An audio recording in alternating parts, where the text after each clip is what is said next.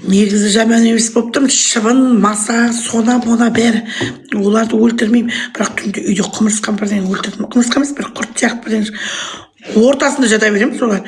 Өзі үстімді жыбыратып жүріп бір екеуін өлтіріп алдым.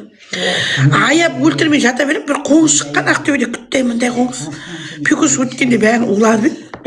Сау бол. Мен улауға дайын. Бірге жатамын солармен, не істеймін? Қайқашамын. Шыбын, маса, бәрі подружка мен. Қасымда жақпайды, бәрі жатамыз, бірге айтамыз. Әңгіме айтамыз солар. Перекет. Қона бермеші, боққа қонып анаға қонады бір күні. Өзі де қасқая шыбындар. Ана майдың уақыттарында үйіндерде шыбындар жаңа тіріледі ғой бішері. Біздің үйде Әсепай тазайын ғой, сападағына апиып шығады. Мен аяймыз.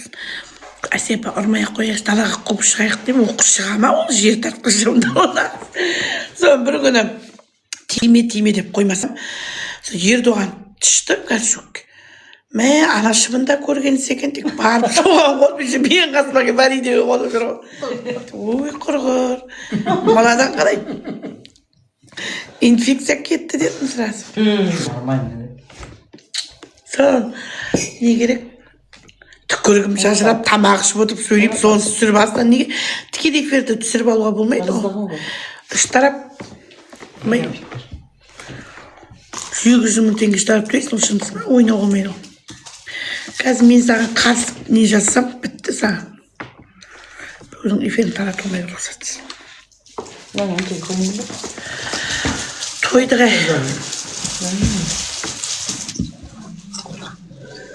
Шындықты неге мойындамайсың дейді, сен оның. Жоқ, келін үйде рақат өмір ғой, енді сол күшті болып жүрсе ұрыс болмайды ғой. Неге ол қашып кеткен? Соны сұрамайсың ба жайлап? Жоқ, үйде күшті ғой. Чай керек па, кофе керек па деп жүре берсе болады ғой. Күшті ғой. Женский счастье деген керек жоқ па сендерге? Қысқасында үйлеріңізге алып, күйеуіңізден айырып кеттіңіз ал жақсы. Үйіңізге барғанда не істеп жатасыңдар ма не? Бір жерден шыққылап жатпай шығасыңдар. Мұрның шығып деп. Үйіңде де сол 5 кесені жуасың, ол біздің үйде бұрқытып мынандай түсіп отқан ешкім жоқ қой. Мәрте басында етінге шүкір ғой. Жұмыс жасаңдар, күшті. Күйеуге шықпағанда да рақат қой, күйеуге шыққан. Біздің үйде рақат әйтеуір. Дөңкейген байың бар қасында кешке қарай ойнауға болады. Әсепан көмекші, Нұргүл жүреді бүйтіп.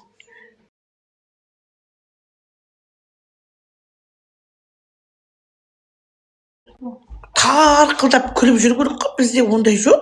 Қайта күлдіре алмай, күл. Былай күл деп айтып, соны неге күлмейсің, неге? Кредит жоқ, что за проблема сенде, орысша айтқанда. Соны өздері сосын жындандырады да, а так бәрін ақысы менде. Жоқ, неге күлмейсің, орысша не дейді? Надо жизнь радоваться деп үйреніп алдым баяндарын. Өмірде былай күлу керек, бір-ақ рет один раз живешь, бір-ақ рет өмір сүресің деп былай. Күте келіп атқан жоқ, анда-санда кафеге тамақ үшін бәрі бар ғой, тұрғы алдында бәрі, рахат. Без комментария. Сосын ренжіп жатыр, өтірік дейді, өтірік емес. Ашуланғанда кетті ғой бәрі, шындық ашылып кетті ғой бәрі. Ақшандық ашылды, ішінен ақша шашылды дегендей болды ғой. Былай отырсыздар, осылай ғой. Басым қышып кетті ғой. Ой, баян не болды дейді, білмеймін. Баянды көруден амамын. Бір лисичка біреуді көріп жүрмін, атын танымай қалдым. Лисичка осылай. Не помню, да? Не помню. Лисичка бір әйел жүр бүйтіп. Қазір бәрін запрет қойып жатыр, бірақ енді ол да дұрыс шығар. Боқтайтын, сондай кісілер жұмысты қатты істейді ғой негізі. Ана жұмысқа күйіп баратасың ғой, а так сен оны боқтамайсың ғой жұмысқа. Ұлдар жақсы вообще, не қыздар деген шылақ болады. Мә, аланды деген талайды шықырттым ғой деген. Мына семейдің баласын айтсам тез қағып, бұл тұқым жай басы компьютер ғой. Аландыкі алмайды компьютер. Құдай, 18 жас қой, қайран 18 қой. Мына бала шама ақыл тоқтатқан, ол сразу бір қаттырақ сөйлесең, нәтиже бар иншалла. Қайталатпайды сосын бір жақсы. Сіз көлікпен жүре бересіз ғой? Иә. Жүре беріңіз. Қой жүре беріңіз. Бәрін чемоданға салдым, асап бәрін салдым. салфетка, су бәрін. бәрін жазып кім күтіп алатынын айтып отыр да халыққа. Біреуге зорлауға кетіп бәтті өсек шығардыңыз. Адам жүрістеу кетіп бәтті деп тұрмас. Менің қатысым жоқ, таксист табатын өздері. Любой таксистпен жорлай бермейді біз бұзылған қыз емеспіз. Адамды өсек дегенде шамалда орамалға да қарасаңыз құрсын. Бір қатын сөйтіп жазып қойыпты. Жоқ, мен мына Пакизат қайынсығым шығарып салды, қазір келінім қарсы алып жатыр, дұрыс па? Сосын ар жақтан кім қарсы? Жансая қарсы алады, туған сіңілім. Сонда қай уақытта үлгеремін, туалетке кіріп кетейін ба? Мен бұзылған айым, байып бар құдайға тоқпақтай. Білмеймін, маған ондай әңгімелер айта бермеңіздер, берекетсіз әңгімелер. Ұят қой. Баяғыда бір кемпір ұқсап, жаңағы бір новоселиге барған қоныс тойға. Не істеді? Қорғасын жабыс қой, шауыр. Шашыраған ғой. Біреу вальс билеген ғой, екі жаңағы тойға барса, ана кемпір айтады, үйге қайтамыз деп көрші қатынға. Неге десе, кіммен кімнің жүретінін бір айтамыз деп соғысап етеміз ба? Не болса соны жаза бермеңдер. Өсекшіл қатын. Дұрыстап өсек, адам дұрыстап өсектен әдеміреп бір келтіріп, ыңғайлап, жобасы соғып тұрып. Ұлым мен жұмыс қай жақта болады осы, ол сияқты ма? Орал қаласында. Пока әлі не істеп қойған жоқ, бірақ емтихан тапсырды. Кандидат. Кандидат писать. Кіреді ғой. Ал Бірден оқып беру отырғаны, мына жейтін не бар. Құрсы қойсын, маған келіп тақырыбында қойманы сұрақ. Өсекшіл қатын, бұны жақсы сөйлеу, әдемі мәдениетті сөйлеу. Қыздар келіп жатса видео саламыз деп мәдениетті сөйлеу керек болады. Дүзе отырайын ба, қалай? Тәртіп. Сабақта тыныш отырмап едім, ойбай-ай. Асқар ағай. Ағайым болды, Асқар деген. Папам класстас ұрсат деді маған. Лепес ба. Әкең тентек болды, сен де жындысың дейді маған. Сабақта тыныш отырмадым ғой мен. Бірақ үлкен класста мына Дарында тыныш отырдым. Ауылдың мектебінде селкілдеп жүретін ұлдарды ұрып. Селкілдеп. Құдай сынық салуды үйретесің бе? Оны ғана үйретем қысқа шынды екен оны. Ол туғаннан болады ғой. Сынықшылық деген. Домбыра тартқан сияқты суық болады ғой. Оны үйрете алмай. Былай қарай салып қойса қайтеді. Сала алмайды оны үшін. Өзің құдайдан болмаймын адам. Мен туған інім сынықшы, мысалы, Бейбарыста да бар шамал. Иә, перзат ауырып қалды деп салып қойған. Бейбарысты қорқытам деп салдым дейді. Ауырға беремін ғой, құрсын. Біздің ауру бар ғой, мен ауырайын деп атам ғой, біреумен ұрыссам жазылып кетем. Ішім деген шығарам ау деймін. Папам келеді дейді. Қай жерде жұмыс дейді? Тұрады, қасқа бойды ақшал. Үйің бармайды. Мама болып кеткен. Ол ғана ақ бар. Үлкейген ол кісі шықпайды көп. Оны ұста деп. Мына бір оңбаған тек өсекшіл. Маған сұрақ қоймаңдар, ондай сұрақты. Басқа сұрақ қояр, күшті. Басқа сұрақ қойылайын деймін. Бейба үйді дейм, іштарап. Маған тиісе бермен, іштарап төлейтін болсақ, сендер бірге алып кетем. Бөліп төлейміз. Бөлісеміз. Так, бұл кісі арқасында аталар ұрысқа арқаға оңға түсі, өзі жындылау адамыз. Арқа ұрысқанға арқа емес, осының ішіндегі жынды қатындар да адам нервісіне тиеді. Бықсыған қатындар ғой, солар ғой. Ұлдар емес, ұлдарды бәрі жақсы.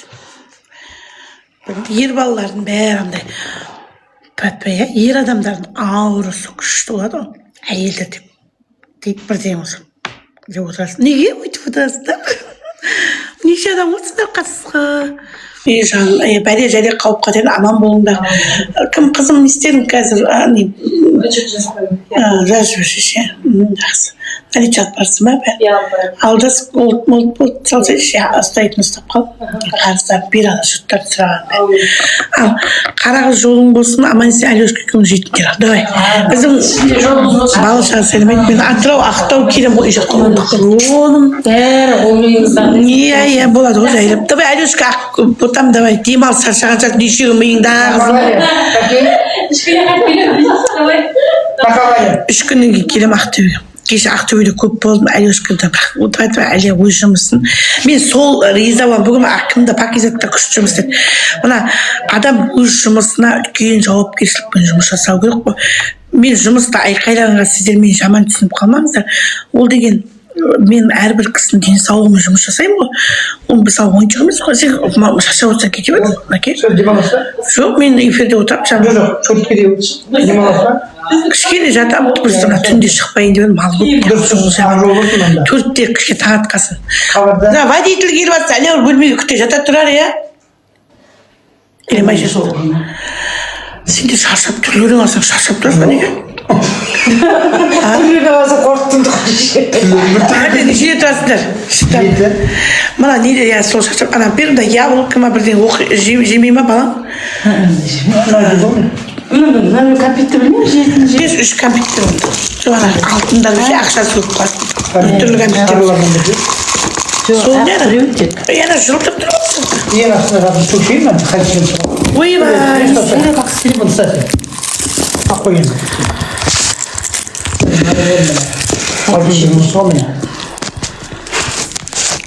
Ұста бала дейсің. Жоқ, түнде шығуға болмайды, потому что не ғой. Мал көп, таңғы 4-те шығарып шық деп айтты. Пакизатпен машинасы келіп тұрмын екен енді. Баланың несібесі мол болсын, жолы ашық болсын, аяқ астынан жұмысқа кірсін. Кіреді құсын әдейін балам. Алма жегім келіп, алмасы онша емес, андай ащы. Удайлы. Дұрыс піспей алған, олай болып тұр. Сотқандай болды. Кислый.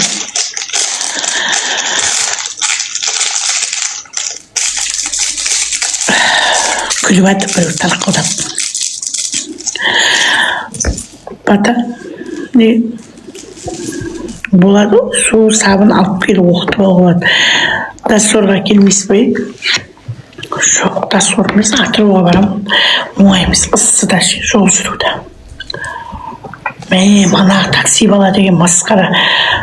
Кәдімгі машалла деп қойдым, бірақ бұл жастар ойын, тек аман болып бата тіледі, дәденада соғып. Үнемі соғам, о дәденада күшті оған мақтары уағым. Автобус өтіп жатында. Дәде батайым. Не? Атан басына жанды. Тоқтамағым міне. Жетпей кішкене жолда жатып байқамаған болыпсың. Көрдік. Жоқ, неге өртенген өзбек акылар ма? Жоқ, ауыл адамдар. Біздің ауылдығында қарап. Тірі ма? Өлгерген аман құтқарған. Ата көмектескен болып тұр, әйтпесе ол шығып мынандай. Ойдай адам. Қалай не үшін өртенген? Балашаға тоқтан жетеді деді ма? Тоқтан жетпеген. Бәрі тірі ма? Тірі. Аман атып тұтқарған. Машалла. Мәшінен шыққаннан кейін жарылды. Қасқа, Құдай сақтаған екен. Білінбейіз. Балашаға бар. Сол дәден атаның әруаға көмектескен болып тұр. Мен арықтап қалып, Жұқарып та? Көйлегім тырсиып тұр, ұзақ қопты бішәрі. Уайымдасам арықтаймын дейсі. Ол маған мән бермеді, ешқандай мәселе болған жоқ дейді. Құдай сақтасын алдық. Үй салдым, 20 кіріп алдым, 3 айда кіріп. Мына жерде біреу күшті жазып жатыр жандарым. Үй салдым, 2023-те батада тез бітсе екен деп тіледім, 3 айда кірдім дейді. Күшті ғой. Біреу жақсы көрем, бәрі арықтап кетіпті дейді. Құдалыққа шақырайын ханым. Бақытты болып, аман сен ертең сотпа бұйырса, ішке онлайн қатсам жолда болам мен. Ақтөбеге когда келесіз массаж көйебай, массаж қайда пайдаласын еді олмай жүргенде. Қайды массаж жата алмай жүрген. Уақыт жоқ қой басқада. Сондай уақыт істеу керек мен. Бата беріңіз, сотта жеңесіз дейді. Қой, сотқа қинап тұрған мен жоқ. Бұйырған болады да, адам өлтіріп.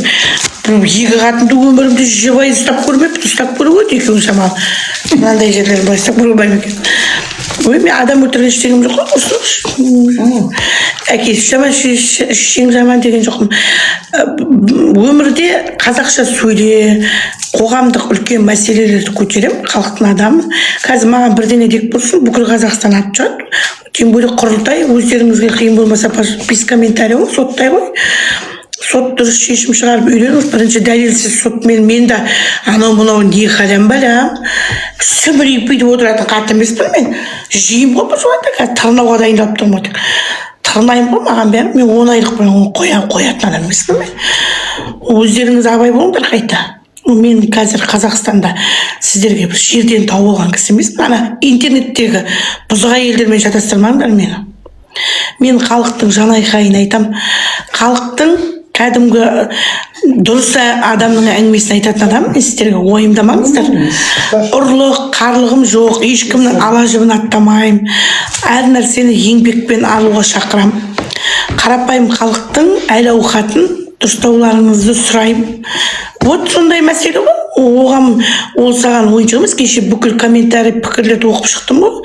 Бүкіл халық дайындап тұр. Мен еще тарап төлемеймін, саған сразу ескертемін. Специально қазір бәрін әуелі айқай шығарам. Содан кейін түрмеге апар деймін ғой. Сразу түрмеге апар, сосын көресің ғой. Зато мен үшін тұра алатын халықты көресіңдер содан кейін. Сіздерге мен ойнап жүрген адам ұқсаймын, секіріп бір қоян құсап. Мен елім үшін бәріне дайын адамын, сонда ескертіп қояйын. Ешқандай миллиард ақшада беріп көрген, бұлар біледі ғой мені. Мына отыр ғой міне, бәрі мені жақсы біледі. Үйді беріп көрдіңдер, машина, еш нәрсеге арым сатпаған адам, қорықпаңыздар. Алтын, күмістің алдында дәрменсіз болмаған кісімін. Сондықтан ешкімнің тісі батады деп ойламаймын. Лучше түзеліңіздер. Каждый айтылған пікірге түзеліп адам болуды ойлау керексіздер. Бұл уақытша өмір. Соны ескертіп қоямын. Адамгершілік қой біздің айтатынымыз достар.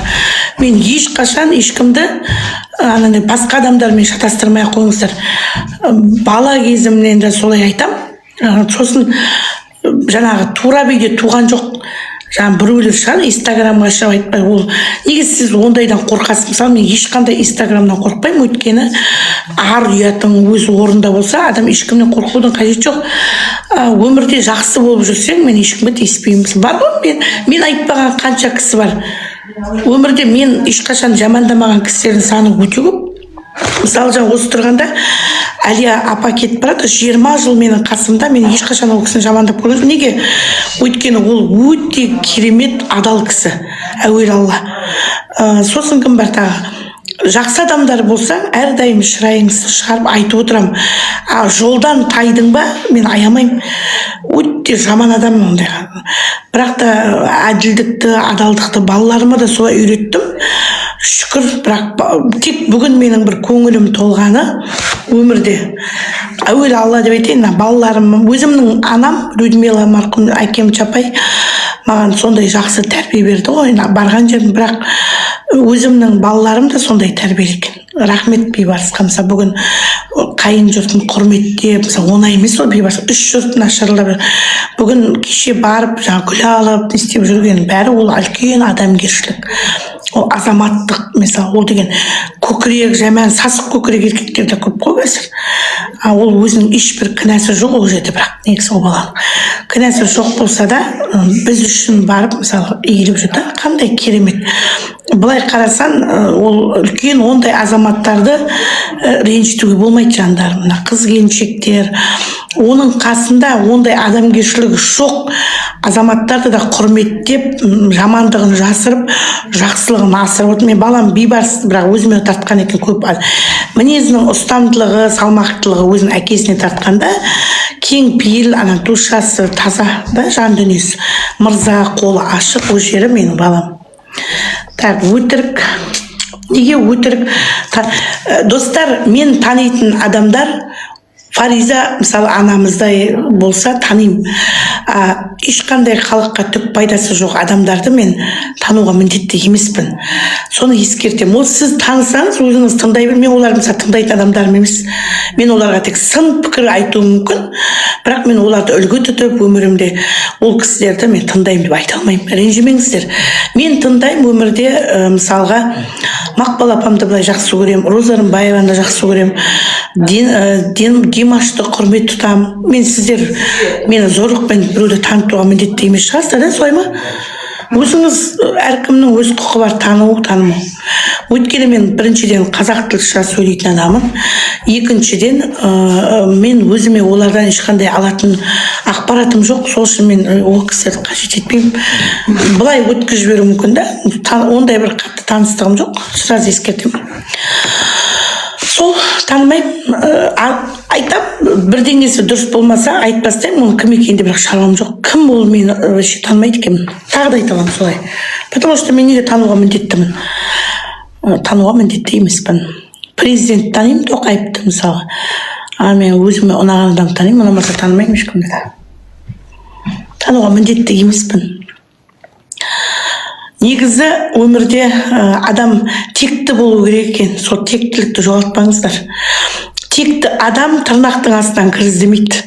Текті адам өзіңнен іздейсің. Мысалы, мен өзімнен іздеймін. Бір сөз айтылса, ол сөзге сен лайықтысың ба, өзің ойлан. Ішкі жан дүниеңізбен, бірақ, конечно. Өйткені сенің құпияң болар, сырың болар мүмкін.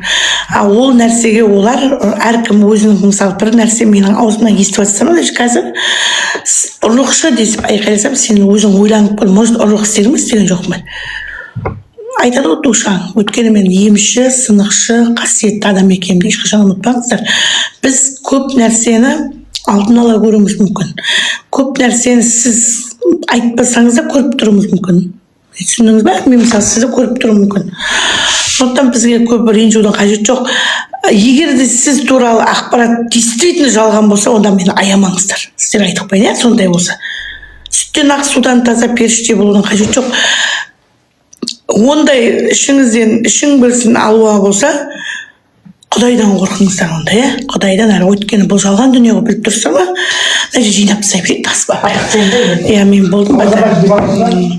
Що, маған қарамаңыз, демалып ана жүргізуші бала келді ма? Жүргізуші. Қазір екіде келем. Өзі келіп алып кетем деген ба? Екіде келіп, сонда демалып жүріп. Жоғадан демалып. Мен қайқа жүрдім. Сен жаққа сұрап қойсыз. Қарайсыз ғой, ана кісі мен шығарып саласыз, қапатай. Апа шығарып саламын дейді. Бақытты болыңдар. Бисмилля. Дастархан батасын берейін, сіздер де алыңыздар. Бисмилля рахман рахим. Киелі Маңғыстауда. Так, мына жерде 1 минутқа мына кісінің өтірік сауда сіміреді, екіен бірін асып, бірін айтып қуып отыр ғой дейді. Достар, сіздердің алдарыңызда Қазақстанға белгілі сынықшы, емші адам отыр ме? Ескертіп қояйын, қайталап айтам. Әрбір сөзімде адалдық бар. Соны естен шығармаңыздар. Мен қай кезде сіздерге өтірік айтты деп 200-ге санауат, мысалы, ақша үшін қарапайым адамдар сатсам, от сол кезде. Немесе қарапайым адам үшін тұрған бір адам бар ма осы жерде? Сол адамға егерде мен тиісетін болсам, мен аямаңдар. Қарапайым адам үшін, халық үшін, елің үшін ата-баба салған сара жолынан таятын болсаң, ешқашан менен жақсы сөз естіп, танимын, бірдеңе деген сөз естеймін ойлама. Егер сол мақсатта ажалыммен өліп кетсем де мен ренжімеймін. Түсінікті ма саған? Саған түсінікті ма менің сөзім? Онда оян қазақ, саған айтар едім. Или бұғаттап тастайын, бұндай адам сөйлесіп, бұның іштерінде жын шайтандары бар. Олар ешқашан үзілмейді. Жын шайтан сені уже мойныңды қылғындырып алған. Бисмилля рахман рахим, әуел Алла. Киелі Маңғыстауда бір бекет, аумин. Биштамақта ересет, әуле Назаралы, сынықшы біртай, өз отбасыңыздан шыққан әруақтар қолдап, денсаулық бер. Ұзақ, күллі қазақ елінде оның үстіне осы жерде дәдинадан бастаған әруақтар келіп тұр екен. Денсаулық бер, ұзақ өмір сүр, бақытты бол, әлем тыныштығын берсін, дүние жүзіндегі болып атқан соғыстан сақтасын, от апаты, су апаты, табиғи апаттардан сақтасын елімізді, халқымызды, өздеріңізді. Бас амандық болсын, үйлеріңізге мезгілсіз ажал келмесін. Әдемі қарттық берсін, дегеніңе жет, жағың түспей жамандық көрме. 3 арман мақсатыңа жет. Жол сапар сәтті болсын, жолдарың аман есен жетейік. 3 тілек айтайық. Сапарым сәтті болсын. Балам бақытты болып отам. Бекөш бағы ашылсын. Балаларымнан, босағымнан, жаңарағымнан тіл көз кетсін. Аумин. Солай. өзіме бата бер дейді. Өзіңізге бата жоқ, жұртпен бірге ал. Жалмаусың ба, жалғаусың бата ал. Негізі бар ғой, мен өмірде осы көп адам болып алған жақсы көремін. Ана адамның ниетіне де береді ғой. Неге сен сондай жалғыз? Мысалы, мен наоборот, мына жерде мысалы 1200 адам отса, мен керісінше айтар едім, сен жүрегің сондай таза болу керек та, мына 1200 адамда бақытты болса екен. Вот сол кезде о дүниеден сізге бақыт келеді. Бата қабыл болса айтпақшы, ырымдап жүріңдер. Бергі ағаға салсаң жақсы, бергі аға, қожайыныма салсаң ырымдап, 7 теңге болса да. Сонда айтайын дегенім, адам о дүние сіз ертең баратын мәңгілік жанымыз жай табатын жерге барамыз ғой, Құдай қаласа. О жаққа керегі сол жан дүние ғой, оларға ештеңе керек емес, басқа достар. Тек мындай гүл керек, жан дүниенің тазалығы керек оларға. Рухани. Негізі сосын бар ғой, оказывается, мына біз ненің несін айтатын болсақ ше, қарап отырсаң, мына қайта өмірге келе береді екенбіз біз негізі. Мысалы, қайтадан өмірге бүйтіп келеді екенбіз. Бірақ ол үшін рухымыз өліп қалмау керек. Мына оказывается, біз білмей жүрміз, мына осы жүргенде Құдай сақтасын, енді адамгершілікті көп жасауымыз керек. Мұсылманбыз ғой, намаз оқып деген сияқты. Өйткені рухымыз өліп қалса қайта тірілмейді екен ғой, мәңгілік өліп қалады екен ғой. Ана ұрықтар білесіз ба, миллиондаған ұрық жанталасады екен ғой.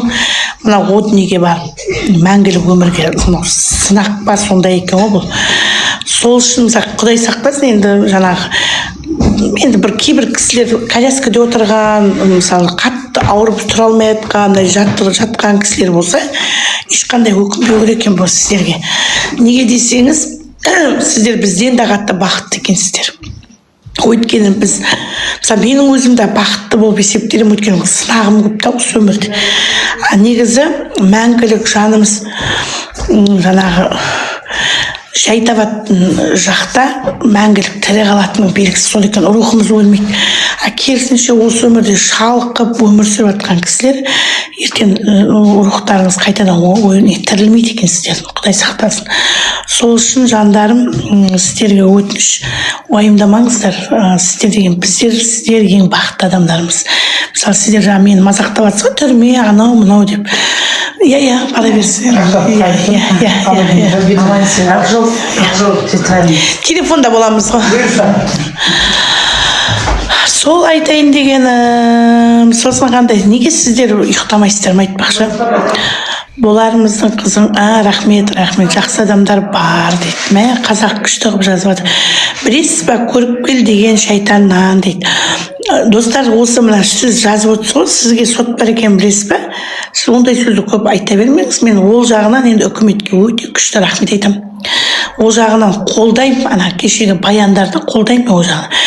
Мен өйткені оны неге айтып тұрмын? Дінді да өте қатты айтуға болмайды екен, ақасы. Мен өзім басыма тигесін айтып отырмын. Мені де кейде өмірде сабақ алатын жерім көп. Мен бұрын мына Нұрлан имамға кішкене көңілім толмай жүрді, бірақ өтірік айтпаймын. Қатты дінді жұмсартып жіберді дейтін. Негізі ақасы ол кісінің сөзінің түзеу тәрбиелік мәні бар екен да. Ана намазханды қатты жесткий айтатындарды байқау керек екен. Мен өйдейтінім, алдында менің қызым сондайдың құрығына түсті ғой. Қатты қиналып жүріп, үйінің қасындағы бір мешітке барған кезде, әруағы жоқ, миына құйған кезде, ана бала деген кәдімгі бар ғой, 180 градусқа өзгеріп кетті ғой. Басқа адам болып ішіне кіріп кетті, басқа бірдеңе отырып алған сияқты болды.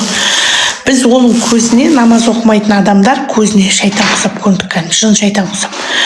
Сондықтан ондай сөздерді көп жаза бермеңіз. Менің қазір осы отырғанда, ар жағыңызда послушка дейді, ол мен кішкене танымал адам болғасын, мен бүкіл телефон тыңдалады.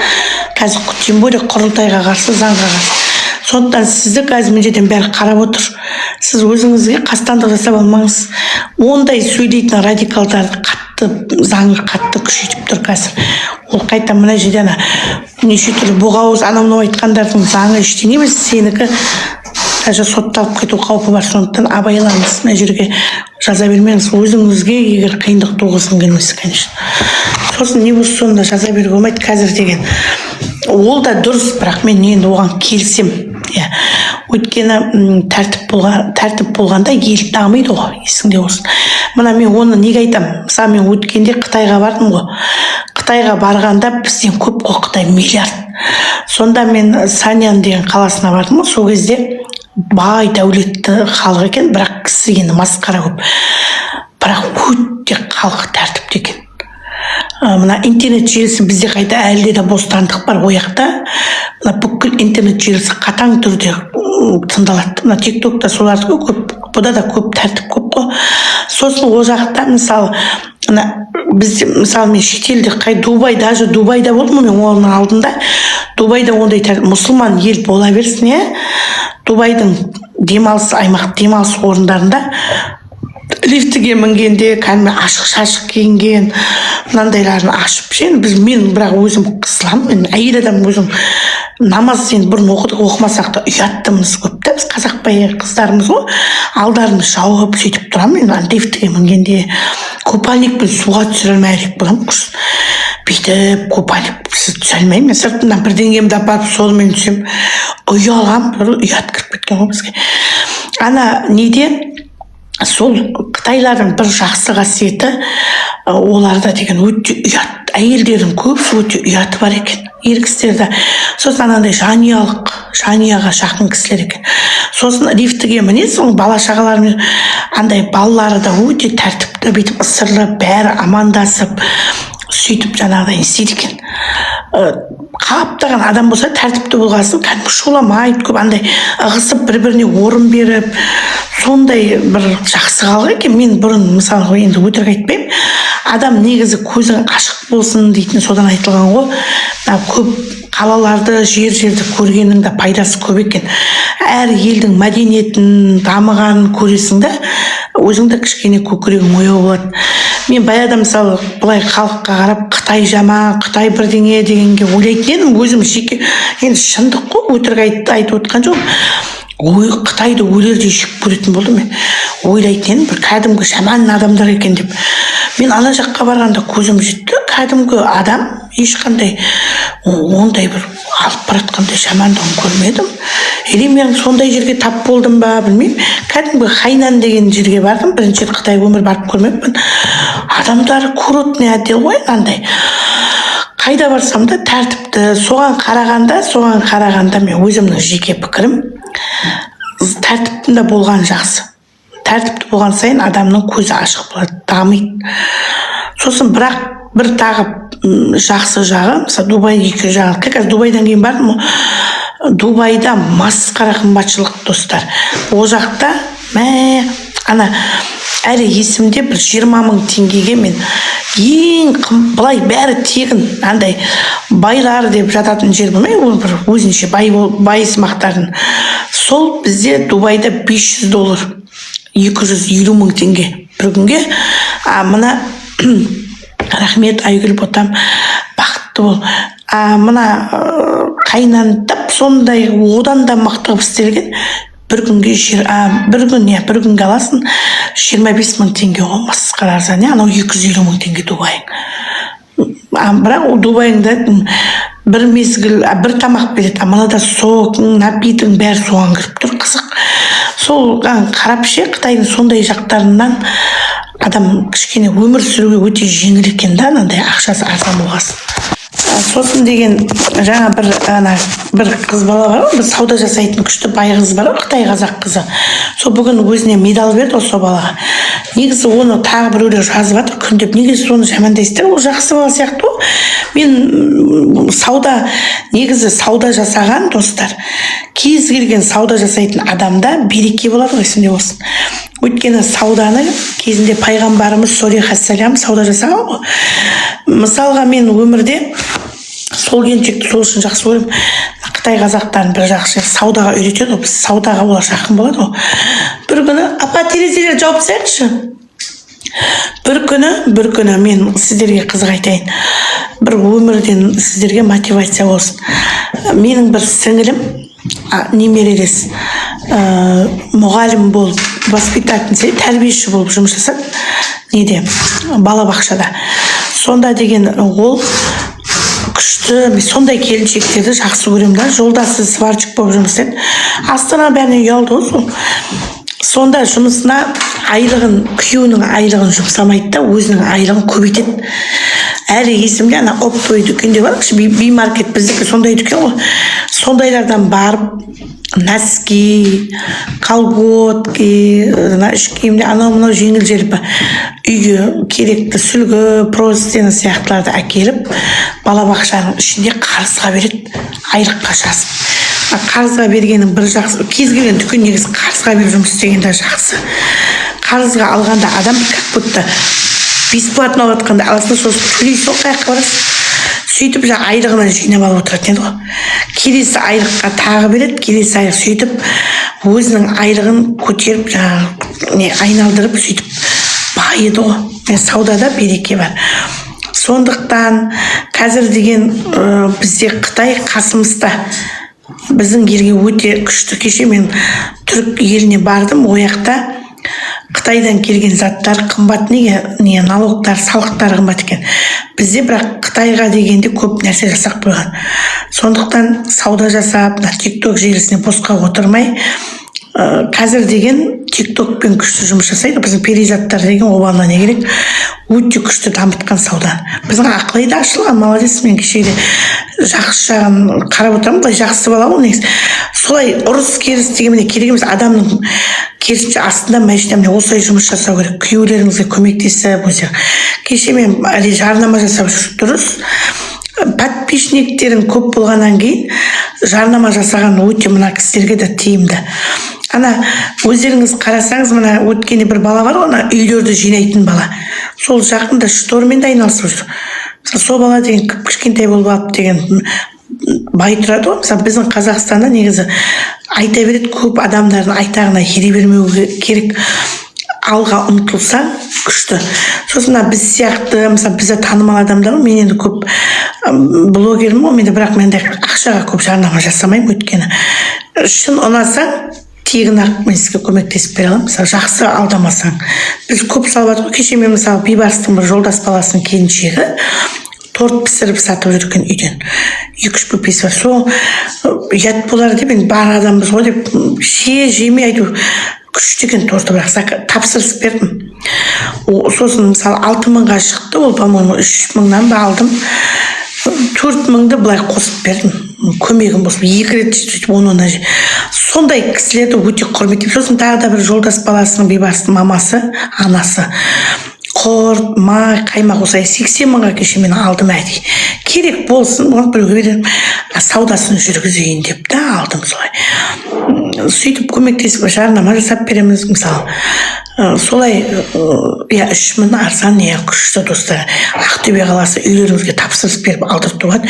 кәдімгі баяғы біз қолдан пісіретін едік қой сондай алып сосын жастарды қолдаған жақсы бай дәулетті мына әйелдер бар ғой енді адамның күні адаммен дейді ғой мысалы ақшаң болып жатса лучше сатып алатын болсаң сондай кісілерді қолдау керек енді уже байып болды ғой ванильдер самал кекстер уже байып болды ғой лучше мына енді олар шүкір ғой клиенттер бар ол өліп қалмайды олар осындай аяққа жаңа тұрып кеткен кісілерді қолдаған жақсы олар да нан жесін бәр адам өмірде бақытты болып сосын бата деген бізде достар ертең сәрсенбі бейсенбі қасиетті жұма бата деген өте күшті бір-екі мысал айтайын бір күні әлі есімнен келмейді кеше сол адамдар Ақтөбеде келді ғой мен ештеңе сұрап жатқан жоқпын сендер бата дегенге бар ғой мына жерде қазір өсектемеңдер комиссияға түсіндіремін бата дегенде біз ақша сұрамасаң да ақша болмаса да қатыса беруге болады ол обязательно саған ақша сал демейді ғой бірақ өзіңнің ұятың болу керек та мысалы мен өзім өмірде жоқшылық көрген кезде де мен ондай жек көремін енді қазір сен ол білмейсің ғой әруақ пен алладан келетін бата ғой олар сені қарап тұрады да сосын айтады ғой міне арам екен оңбаған деп болмай қалар деп а так мен өзім өмірде ешқашан біреудің еңбегін жеген жек көремін ана қиыншылық уақытта да біз базарға сауда жасаймыз шығысқа барып сонда мен жолдасым кейде енді жоқ қой енді жетіспейді 500 теңге түсір 500 теңге дейді ғой айтамын қойшы қожайын құрсын ана түсіргесін сатушы біртүрлі тырсыңқырап беретін сияқты түсірмей алсам қуанады ғой өткенде бүйтіп мен айтамын не істейсің бір пирожкиін ала қояр ана біреуді алып жатқанда мысалы сен өзіңе киім алып біреуден алғанда адамда деген біреуді ренжітпеу керек қой мысалы ана қуанып алған зат саған берекетімен келеді ғой бір кейбір адамдар бар ғой мажап деп тұрып алады. Жаман ғой ренжіп бергесін жақпай қалмай ма? Білмеймін, осы өмірде осындай бақытты бай болып қалғанымды содан көремін осы. Сондайларды бүйтіп не істегенін. Сосын айтайын дегенім батаның бір күшті жері, бір күні бір әйел келді ғой маған. Жылап, ол әйелдің түрмеден інісі осы бата мені ол кезде келіп алады. Ол кезде бергенім ақша сұрамаймыз, қорықпай қой. Не берсе де ризамыз, сөйтіп бата алады менен. Сөйтіп бата алып түрмеден шықты ғой інісі. Одан қатты сеніп ана байғұс бір күні. Құдағайым жазып жатыр, қарап жіберейін.